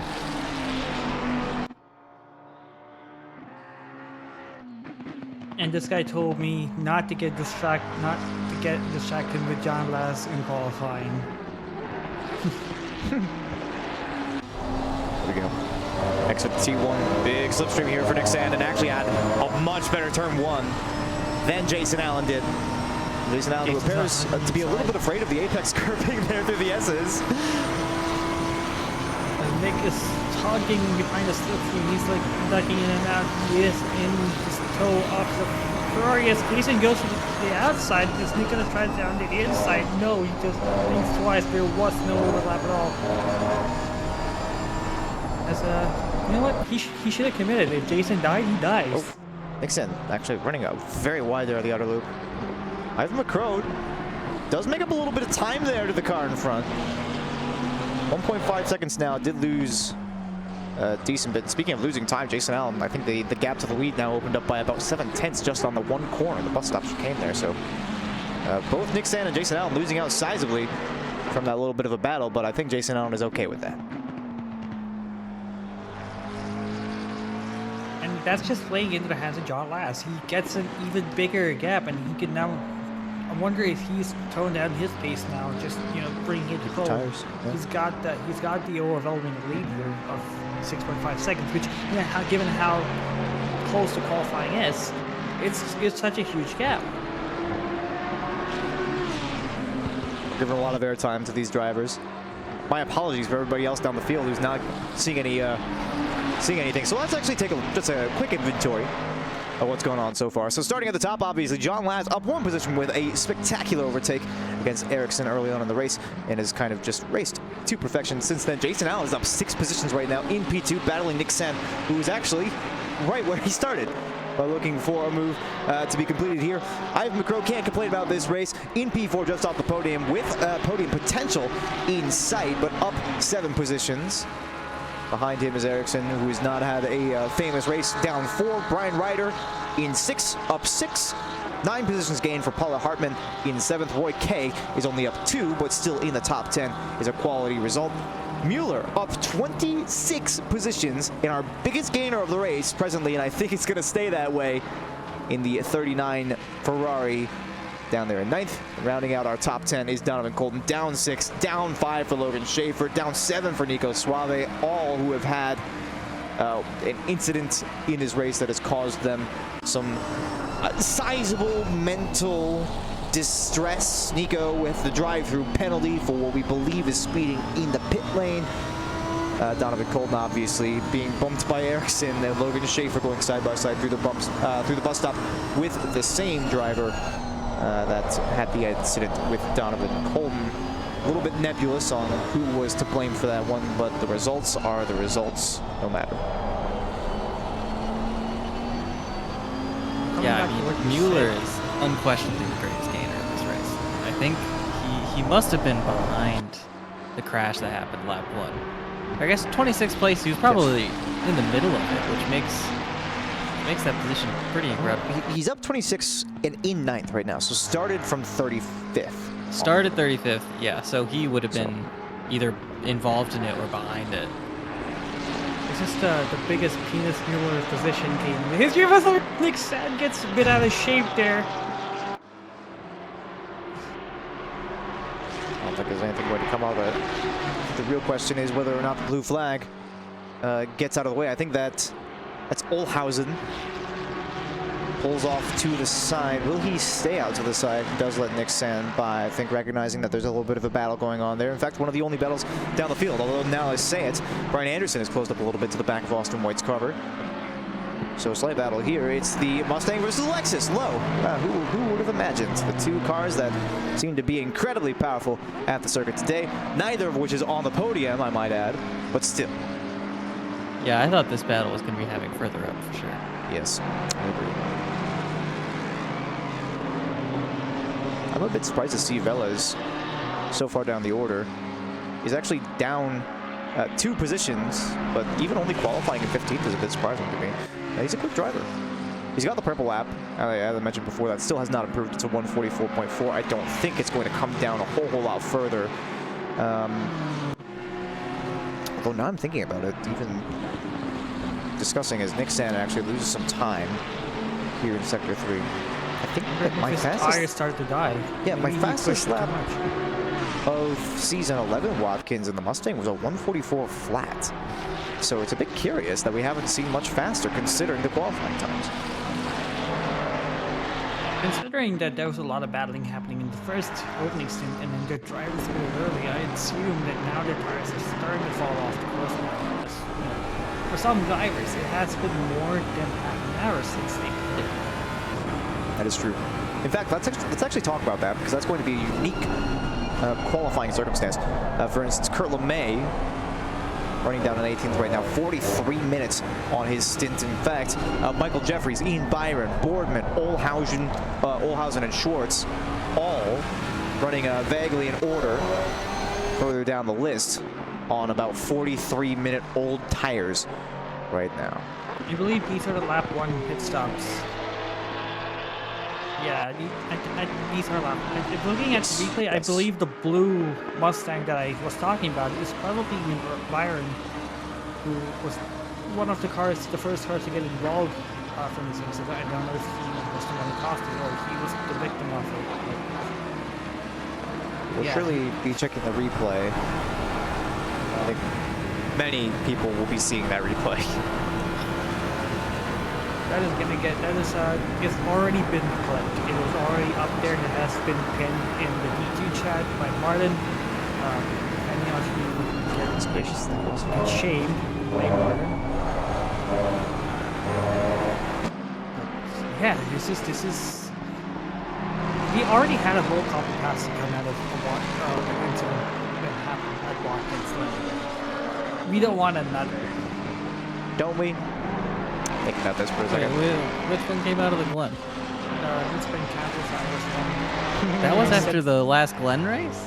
Not the last Glen race. Oh, okay. I was gonna say that felt like it'd been around for too long. Yeah, that was said by Cheesecakes, and that was my Cheesecakes reference, and no one understood, and I'm sad. I see a slow car on track right now. I can't identify. Yeah, I was trying to figure that out as well. I think it might have just been a blue flag letting somebody by in the game. Number 40. Ethan Marvin. Yeah, I think may have been letting off for faster traffic. The game recognized it as a slow car. He touched some grass in the chute. There you go. That would also do it. Good on him. Staying out of the way of the passing traffic. That's good race awareness. That's what we're here for. And the battles and the crashes. Yeah, well, despite that, I sure still would not use this race as an example of what to do. Oh, absolutely not. Unless you're trying to provide entertainment for the first lap. Yeah, honestly, I think we could have taken that first lap incident, packed it up, and gone home after that. Yeah. That's all the content that we really needed for the day. I think this, like I said, you know, when I predicted it was going to be a long race, so to speak. I think I couldn't have been more right. Yeah. Let's cover not taking a defensive shape, but it doesn't matter. The Lexus is too powerful for the Mustang. I'm going to assume that is the ballast difference. Right there. You simply don't need to take a defensive line when you can glance at your mirror and say no. You know? If you tell them no, they can't overtake you. They can't overtake you unless you consent. Yeah. Legally speaking. This is well established. Speaking of, actually, something we never thought we'd see, Ericsson preparing to overtake Ivan McCroat for provisional P4, pending penalties, of which the 91... wait, hang on, the 91, it lists... Hang on a second. Wait, what? You'll notice that the number in the bottom right corner of your screen and the number in front of you do not match. So I'm just going to say that the 132, because that's the entry number that we have. Is that a Kuno's number plate?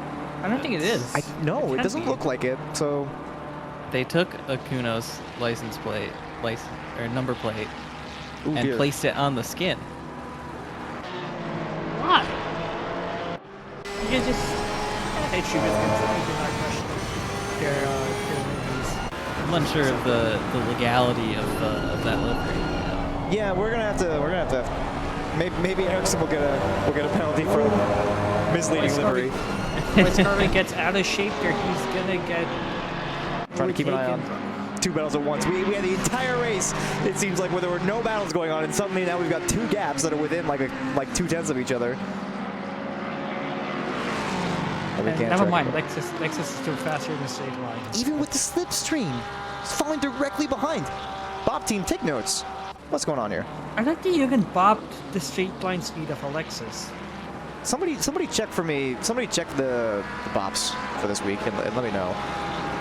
Fine, Lexus has 135 maybe. I don't know. I mean, it's just the numbers I remember off the top of my head. Bottom line. -25. Bottom line is, Kunos, please add power restrictors for BOP in AC Evo. Please. Because we cannot keep doing balance of performance like this. It's so silly. You get cars that are absolutely destructive in the corners, and then they can't race it worth a damn in the straights, and then vice versa. And it makes for lousy racing, because you get these exact kinds of situations where the best opportunity you're going to have as a straight line car is into the bus stop. But if you're fighting against a straight line car that's simply faster than you, because of the way that the balance of performance is, we can't do the engine restrictions. It's just no contest, and nobody likes that. Nobody likes that because there's nothing you can do about it. I have a solution for that. What's that? Just try the Lexus. You know, the Lexus, the LOL conglomerate could use a bit more drivers, I believe. We're just gonna have to start banning cars. This is gonna become a spec series. Everybody drives one car. Right? Everybody in the Porsche. That's right. We're transitioning to the Porsche Cup. There you go. Here it is. Brian Anderson firmly in the slipstream here of Austin Whites-Carver. Firmly in the slipstream of Austin Whites-Carver. It just can't. There's just no progress being made. It's a net zero. It's a zero-sum situation for Anderson because of the balance. I think it's drifty there. Zero-sum. Nixon is closing up to the back of Jason Allen. Ericsson is still on the back of Ivan McCroat. I think McCroat's starting to feel the effect of worn tires here on the Mustang. Ericsson's actually got more worn tires, interestingly.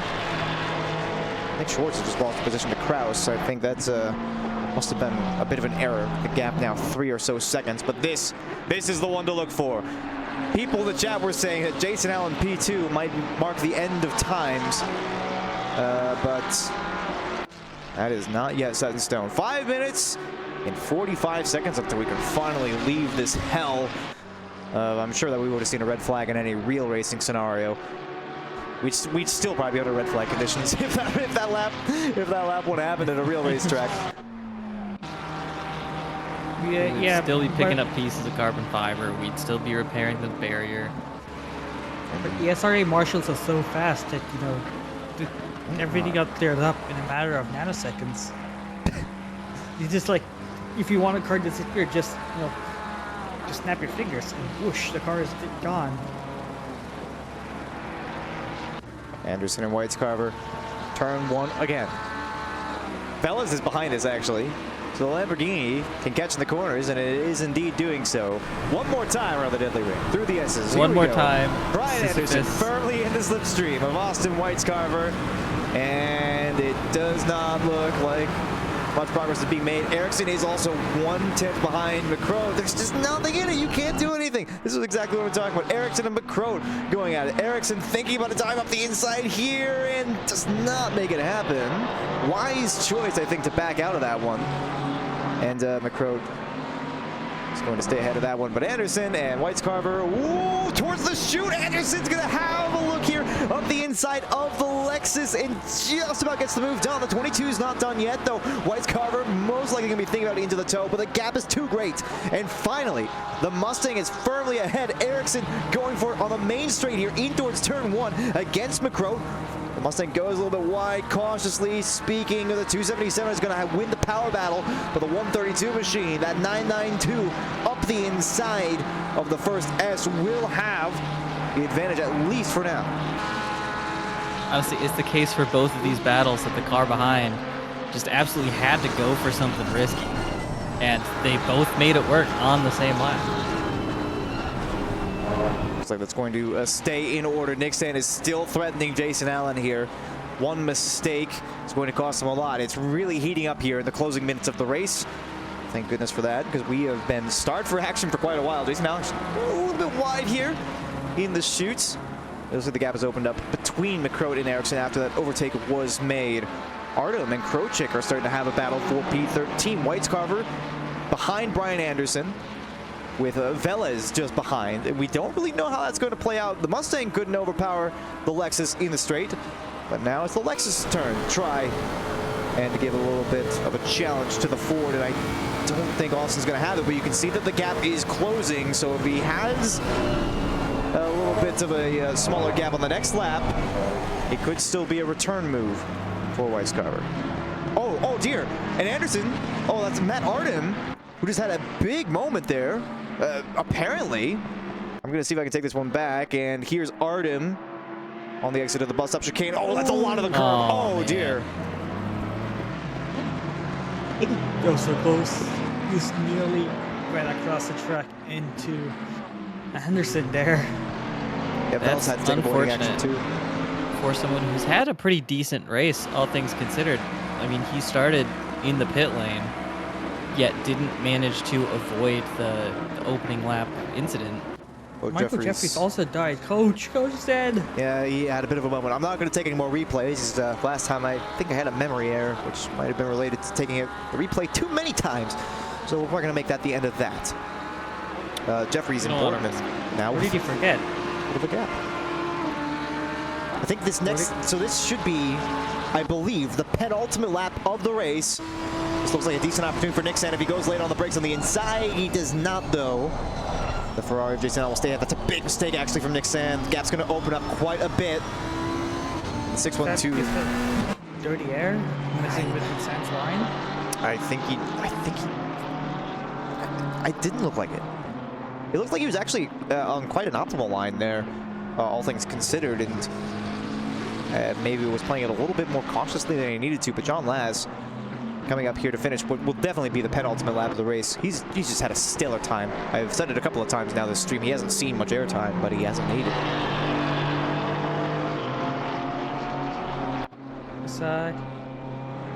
Yeah, I believe Coach was also someone who got caught up in the lap one incident. I believe, considering that he is behind, I think LeMay. It's everyone after LeMay. He got caught up in that accident. But I might be wrong. I digress. I mean, if we listed out every car that was involved in that accident, it would take us right through the driver interviews and to our sign off. That is true. Let's go, So, I think. a couple. Oh my God, no! Big contact. 𝐲𝐽𝐻𝐺 is off.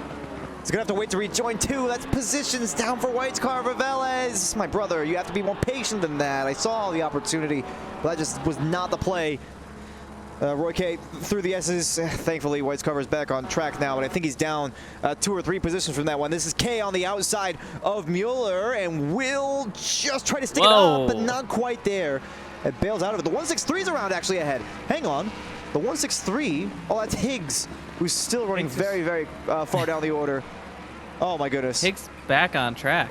He was in chat a bit ago. I'm not sure why he's back on track, why he got moving again. Yeah, he's pulling the classic Sergio Perez move of just waiting till the end of the race to finish. These are test laps now. Anderson and Kozak. This might be one of the last overtaking opportunities on the race. The 947 on the inside, and here comes Brian Anderson. It looks like he's going to have the move just about done into the bus stop. Fantastically done. But coming across the line though, John Laz out of the last corner. Phenomenal racing from this driver, who might not have been the quickest on circuit today, but certainly deserves the win. Coming across, P1 finish for the silver driver. Jason Allen is able to hold off Nick Sand for P2. I'm sorry for everybody in the chat who didn't want to see it happen. And Nick Sand will come home in P3 very solidly. Neo Eriksson P4, but will most likely be sustaining a penalty for the contact with Donovan Colton. Again, nothing set in stone on that one. Brian Ryder in 6th. Paul Hartman behind. Roy K just getting a little bit of action with, I believe it was Mueller, but I could have been mistaken. That could have been Hartman they were battling with. Suave out of the penultimate corner there. It looked like having a bit of a go at it with Logan Schaefer, and I think that's a move up there for Suave, who was down in 12th after sustaining that drive-through penalty. Crossed the line just about, just outside of that top 10. It's been a storied race, it really has. Vela is almost certainly going to be taking a penalty for that contact with Austin 𝐲𝐻𝐺, but has a 5+ second gap behind. Might even get it on the drag race down to the line to the 947 of Kozak against Velez, and just beats out the Lamborghini for P12. According to my race control, but I think it might have been further down the order in actuality. I'm glad the race is over. I'm just going to say it. Look, no lies from me. That was a bit silly. Yeah, it was messy at the start, and it got a bit exciting towards the end, but there was a long period there where every car was just 2 seconds apart, and we just had absolutely nothing of note going on. Well, that's a Watkins Glen, I guess. But hey, at least you got a show at the end of the race. Welcome. And we did get a couple photo finishes here as well. Welcome to the Glen. Welcome to the Glen. After Division 6 last week at Suzuka, I was hoping to have a little bit, of a change. There were many incidents in Division 6. I will be honest. I was a little bit frazzled about the nature of the event last week. I did not get my wish. Oh dear. Oh dear. What an event. Yeah, this is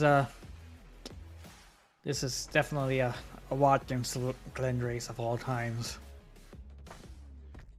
We're gonna need I don't think it was quite the same magnitude of the Bathurst 12, but he was close. We certainly put our best foot forward. Good job, D2. Proud. Well, I guess proud maybe isn't the right word, but if we had to have a fantastic wreck, then sure, pat yourself on the back. You did good. At least you tried. At least, try. If you're gonna do something well, I guess that's one thing you can do. They truly didn't half-ass it. They were gonna wreck, and by God, it was going to be spectacular. And spectacular it was. All right, do we want to abduct Jason from a VC and bring him over here? Jason is our only podium sitter that I see in That is any true. voice call. We do have some drivers in the chat that we could pull up. So Nick San is in. He just popped up. He's in the chat as well. I'm looking around though. I mean, let's start with Nick. He is a P3 driver. Jason's just joined the race chat, so Yeah. I think he's there for the review. So yeah, let's go ahead and pull in Nick and see what's up. Hey Nick, welcome on to the broadcast, sir. Hope you're doing okay. It was a quality race from you. How do you feel? I mean, I tried my best. Jason put up a good fight. Oh, that Ferrari speed. I mean, I didn't have any speed either, so it was good. Yeah, tell us. But on stream, I just wanted on record that he was 2 kilometers over the speed limit. It's in the screenshots in the D2 chat. I would like, for the record, to be a stock goal 30. Thank you. But he's also an admin, so yeah, go figure. It's just another case of admin abuse. I say we riot. I'm not gonna pass any judgment on that. I'm gonna leave that for the chatters to decide. But I will talk about something that we did see. Tell us about the battle with 𝐈𝐴, because that kind of stagnated a little bit. Getting into a bit of a scrap with that. And if memory serves, you were in a position where you were in P2 at one point, got into a battle with 𝐈𝐴, and then Jason Allen was able to take advantage of that. Were you displeased with that result? I'm assuming you were, at least in the end. I was going for the undercut, and then he ended up overcutting me. So, and then yes, Ivan's an ex-teammate, so we weren't gonna fight that hard, but it is what it is. Well, it certainly lost you a lot of time, that battle, but talking about the pit delta, it looked like your time stopped was 2 seconds greater than Jason's. So your undercut actually worked. We talked about this on stream. You had some great outlaps, and you brought that gap down. Unfortunately, the gap kind of increased artificially, so to speak, because Jason was 2 seconds faster than you in total for the pit delta. Armed with that knowledge, do you believe that he deserves that P2 over you? Oh, you know what? I'm not gonna say it on stream, but I'm saying speeding in pit lane plus that delta. I don't know. You can take it for what it is. It's just the facts. No. He's just asking questions. He's just asking questions. But no, Jason did well, so can't blame him. That's true. It is true. Nick, I got a question from you, right? So you're one of the few drivers, aside from Doug, who has support from both Madhouse Racing and Roller Spacing. So let's clear this up for the chat, right? I hope Diego and Jeff are here. Madhouse Racing or Roller Spacing? Oh, you know what? Oh my God. So that's enough from Nick. I don't want to. No, you gotta answer this. You know what? Madhouse took me. We have a truce going, so I don't know if Jeff forget about this truce or what, but I see some bashing going on. Why was it a truce? No. Racing, there's no truce. I'm speaking What as truce? somebody who I ain't heard about truce. I have zero investment in this, and I'm not a part of either conglomerate, but there's no truce allowed. Like a bit of drama in here, don't we? No. No? Okay. Well, for this season, I am Madhouse Racing X crossover. Okay. The SRA broadcast is real journalism. We push for answers. You're not allowed to give that non-answer. Yeah. I don't have a career in politics. I'm sorry. Hey, we said we're here for answers, not like accurate or truthful or anything like that. So just say what you want, really. That's what I do. Yeah, we didn't say we were after the right answers. You should bring Jason here and ask him about his pit. Okay. We will. Hey, Jason. Oh. Hi, I was just explaining to the D2 grid why we don't do race restarts. Yeah. Well, I can't imagine why. That'll be a good topic. Oh, I was going to ask Nick. Great race. I was going to eviscerate Nick. Great race, except for, but for you specifically, taking advantage of the battle between Nick and 𝐈𝐴, you got ahead. You had a little bit of time on the pit delta as well, so the overcut ended up working out for you. But Nick tells us that you were 2 kilometers an hour over the pit speed before exiting the pit lane. Tell us about that, Jason. I was telling my race engineer and teammate Mike Gino that I definitely sped and I'm definitely getting a drive-through. I mean, I accepted it, and then I crossed the line. I was like, oh, But I was like 3 or 4 over as I crossed the line. I think. But that's just the so perks of being an admin. That's what that is. I tweaked it for me. No, You heard it first, chat. This is admin abuse. Yes. Live Admin on abuse. stream. Did you know we're live right now? Well, this is You did know that. the right? broadcast is up. I didn't do it. It's pure I skill. did not hit her. It's not me. So just to clear it up, for the record, it is the fact that I think it checks your speed when if you're entering the pits when your rear tires cross the pit entry line. No. Yes, and the rear There you tires are go. definitely across. Yes. But you know, if you ain't cheating, you ain't trying. And Nick was really fast, and he probably deserved second place. But I agree. you know, it's the difference. Well, It's just the little things. I mean, you kept in mind. We talked about here on the stream, pace delta has to be reasonably significant to actually make that overtake happen, especially here at Watkins Glen. One of your best overtaking opportunities is into the bus stop chicane. The speed difference just wasn't quite there, and you kept your cool. There were a couple of times where Nick poised for an attack, and you did not really let it phase you. So despite the fact that he might have been faster, you managed to put on a quality defense, secure that P2 spot. Do you think you could have gone for the win? I mean, the pace didn't seem like it was quite there, but you did start losing a little bit of time from that fight. So to be completely honest, the only reason why I was in the position I was is because I had Austin Whitescarver and Alexis come out in front of me as a blue flag, and we were in the same voice chat, so I coordinated with him to not let me by, so he just towed me on the straights. Because he was so much faster than me on the straights. So without that, I don't think I finished. I don't think I finished in the top 3 without Austin Whitescarver. So he deserves a shout out. I'm gonna report you again, to the stewards for collaborating. It's about with... building connections here, and I want to call out that Nick had his teammate spin in front of me on the last lap. Had his teammate spin in front of you. Okay, we're gonna say goodbye to Jason Allen right now because I am mad. No, I'm just kidding. Seriously, he's gonna get sued. He's just gonna get sued. We're gonna bring up the rest of the his admin teammate chat did spin and in have this front of out me. right now. So yeah, but yeah, not no, his Nick, fault.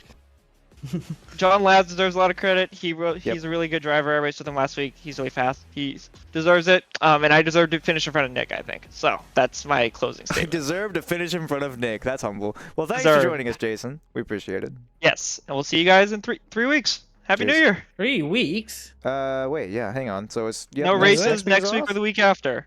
Yeah. Next week is off. Yeah, no, he's right. We have our race days would be Christmas and New Year's Eve, so we're not racing. So see y'all in 3 weeks. Guess that just Why, do means you you're guys, not do dedicated. you guys have lives or something? Yeah, you're You guys do something other than sim racing? Yeah, on vacation? we can do this D2 lap one again for New Year's Eve, and everyone will be very Christmas happy. is the perfect day to race because everyone's gonna have their new sim racing gear. Yeah. You know, if Yeah. the qualifying session ends about 5 minutes before midnight, we can recreate this crash Yes. right at the new year. Okay. Well, New year, new crash. Yippee! well, Put it on NBC. Jason, have fun analyzing that crash with all the stewards. After There's the gonna fact. be we have to watch like 30 cars. It's gonna be great. Indeed. Good luck. good Good luck. luck for the drivers briefing. Thank you next for all week. that you do as well, Oh, guys. two Good luck weeks. and good race. See you, dude. Yeah. Yes. See you. There he goes. Oh man. All right, now we. Oh, wait, is our I'm race pulling. winner in the chat? He is, but he's muted. But I want to hear. Wait. Oh, I think he just left actually. So no longer. However, I do want to hear from. And this might be biased, but I'm gonna do it anyway. Welcome in to the booth. It's Mr. Donovan Cole. You're no stranger to this spot, but tonight has been one of the nights of all time. Tell us how you feel. Yep. Not very good. I mean, yeah. I really think I could have at least fought for the win on there. So it definitely hurts a bit. And after that, I was just seeing red. So I was just like, you know what? I'm just gonna hold position and not really, just gonna get whatever points I can. So yeah, it's a bummer. Definitely felt like I had pace, but it's all good. I think we agreed as well. Point of the race where you were holding on to the purple lap reasonably early on. We talked about how obviously after the accident your pace did start to fall off a little bit, but I think that was kind of one of the points you were making, right? Is once the incident happens, the focus is shaken, the mental's not quite there. But prior to that, your pace looks solid. You know, you're running higher up in the order. The machinery was on your side. We saw many Mustangs have a reasonable amount of success when it came to trying to make overtakes happen. I think the Lexus was just a little bit stronger, but he didn't really have much of that to worry about. So, I mean, talking about next week then, obviously the Ford was strong here, but next week, which I believe is the Nürburgring GP, and I should have the schedule somewhere. Misano. Not next week. Next Misano, well, the first week of January. Yes, first week of January. So for Misano, I mean, how we feel? Obviously, you had the potential to maybe even win the race, which is impressive. But how are you feeling for Misano? I'm feeling pretty good for Misano. I've done some laps in the Mustang around there, and it feels pretty good. It's a little harder in the low speed stuff, of course, but I mean, I'm feeling good in it. I mean, overall, I feel like my pace is solid in the Mustang. It's keeping out of mistakes. I feel like I make more mistakes. Like even today in quali, there was my best lap. I was on for 43.5, and I messed up the second to last turn completely and lost 0.3 there. And yeah, so I mean, I feel like I have really solid pace in it overall. I felt good at Suzuka when my rig disconnected. I was fighting for P4 at that time. And so, I mean, I feel overall good. I do feel like I need a break. gonna not really do any practice for a couple weeks, I think. But yeah, Misano, I feel like I could do something at Misano. Yeah. Well, hopefully that break does serve you kind of well, obviously. You know, built into the season. I know you talked about it a little bit in other forums. Arjun, Connor? Take a That break. covers it for me. You deserve it. Yeah. What was that? Take a break after today's race. You deserve it. Yeah, I feel like luck has not been on my side, you know, the last few weeks. Or really. Wasn't it season 13? Season 12? Was it? I think it's season 13, right? We're in season 13. The Lexus. Oh, wait, no. Season 11. Season 11. Yeah. 11. Yeah. With you like losing the championship because of a car which lost in front of you. Yeah, that happened. Yeah, so far I've lost or been in second going into the last race, you know, been able to win. Actually, in fact, one of them was tied. And yeah, I've gotten second ever championship so far. So I don't think this one is shaping up to be in the place for second, you know, being in gold and, you know, having a DNF, and then I mean a P10 is not bad. It definitely could have been a lot worse today. But yeah, Donovan, I hope it kind of gives you a little bit of insight as to what I felt last season. Yeah, you may recall I had similar mishaps last season where it was like, man, I should be finishing way higher than this, and crashed at Silverstone. You know, crashed at Paul Ricard with Damiani. You know, so I feel for you. I feel uniquely qualified to say as much. Yeah. But yeah, it's tough. Hopefully your fortunes improve further on. Yeah. In any case, 20 days until Misano. So, as we mentioned before, go ahead, rest up. Still was a solid race, and as you mentioned, P10, it sure as hell could be a lot worse, especially given some of the circumstances of the race. So, go and have a good rest, and thanks for joining us. Awesome. Thanks, guys. Yeah. Also, can you get a shout out to 𝐬𝐷𝐿 for now for 24 months of subscription? That's 2 straight years of subscribing. That's longer than I've been alive. 2 years, wait. Man. So anyway, 20 days from now, as I mentioned. Of course not. 20 days, yeah. Yep, in 3 weeks' time, it will be Misano, the Misano World Circuit for the next race here in the Sim Racing Alliance. That's January the 7th for all of you calendar freaks out there. That's probably all of about 2 people in total, none of which watch our streams. But in any case, that is going to be week 3 of the Sim Racing Alliance Team Series. Guys, how do we feel after this result? That's the only word I can think of. I think we deserve a break. I think it's good that we've got... Forget that this race even happened, come back in Misano, and find out we're still in week 2. I think it's good that we've got 2 weeks to relax and practice. How many laps do you think 𝐤𝐵𝐺𝐻𝐺 is gonna do? Many. Many or none. that might also happen. He's a. I kind of understand that. I have the same experience where it's like if you're gonna grind something, you're gonna grind it, or you're not gonna touch it at all, right? Yeah. He never does a half job on anything when it comes to trying to maximize lap time in sim racing, which I can respect. So, yeah. I bet you didn't expect that, the 𝐤𝐵𝐵𝐻𝐺 opinion. I certainly did not. He's a good guy. But yeah, he's a good guy, and definitely you're gonna see a lot of laps coming through in the holiday. Despite here we have 2 days off, but you're also going to be spending time with family. Sometimes the family lives in the house that your sim break is in, so you're gonna see a lot of laps as well. So, well, there you go. Spend the day with your family, and then when they go to bed, grind out like maybe 100 laps. 100's a lot, actually. But in any case, Do a couple race distances. a couple of race distances. Yep. We'll just do a quick, this is 4 hours. This is the annual SRA winter test period. Well, in any case, that's going to be the show for us today.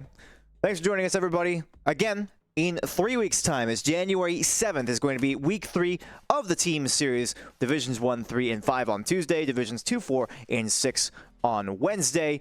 So if you want to find us here on the Twitch channel when that goes live, or if you want to find us on YouTube as well, we'll have the remaining divisions taking part there. But that's been Watkins Glen. Again, thank you for joining us. It's been an interesting time, to say the least, and there's more action on the way for the Sim Racing Alliance. You don't want to miss out. Be there or be square, etc., etc. We'll see you next time. We spend